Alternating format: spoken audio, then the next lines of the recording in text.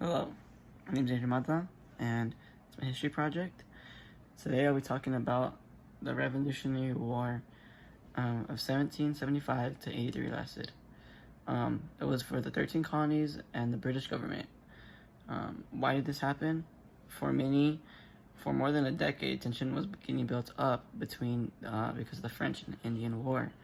So this caused a lot of the colonists to get very upset because they felt like they weren't getting treated right, and they just felt like everything wasn't just fair, and they just felt like the British were taking advantage of them because the British government did give them a lot of resources and protection under the military. And at the time, the British had one of the best military for seas, and since the only way to come to America back then was through the seas, the British abused that power. There was also a ton of taxes and stuff like that. The notable ones are the Stamp Acts, the Townshend Act, and the Tea Act, which was 1765, 1767, and 1773. And this matters because the Americans didn't have very much money, so this caused them to need to get money somehow, and it was hard for them to survive for their families and get houses when they had to do all this. And which this would lead to violence in 1770 when the British opened fire, which is called the Boston Massacre, that killed 5 men. And this routed the colonists very much, and it made them very upset, and they realized that things needed to be happening.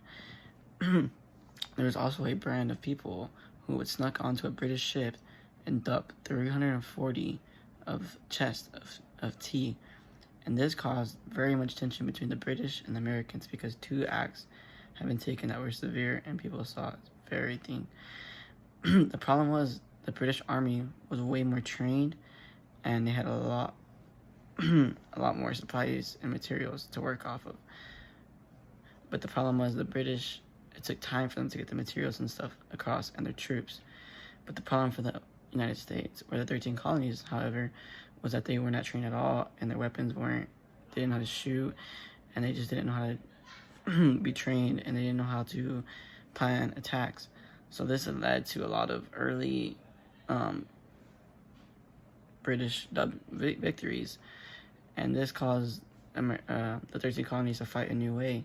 So they had to start fighting, like we had to hide in the forest and stuff like that to attack and stuff, and they had to figure out when British governments were sending troops like that, and they had to be ahead of people, and they had to use their knowledge of the territory to win. And also another big thing was they wanted their independence, and the British didn't want to have independence. Even though no matter how much the 13 colonies asked for them, the British would never let it go. So this caused even more tension that the Americans wanted their independence. So the whole battle, when they ended up fighting, and the 13 colonies did end up winning. It took a long years for them to win, and a lot of casualties, but they end up winning their independence. And my conclusion is that Americans, the 13 colonies, fought for what's right and did whatever it took to fight what's right, and they stood up for once, and this caused American Revolutionary War, and that's the thing about it. And my sources are Bertrand Sia is my secondary source, which is that just taught me a lot about the facts and stuff like that. And my primary source was American Revolutionary War documents, which had a lot of documents you could read over and stuff like that. But yeah, that is my speech about the 13 colonies versus British, also known as the American Revolutionary War.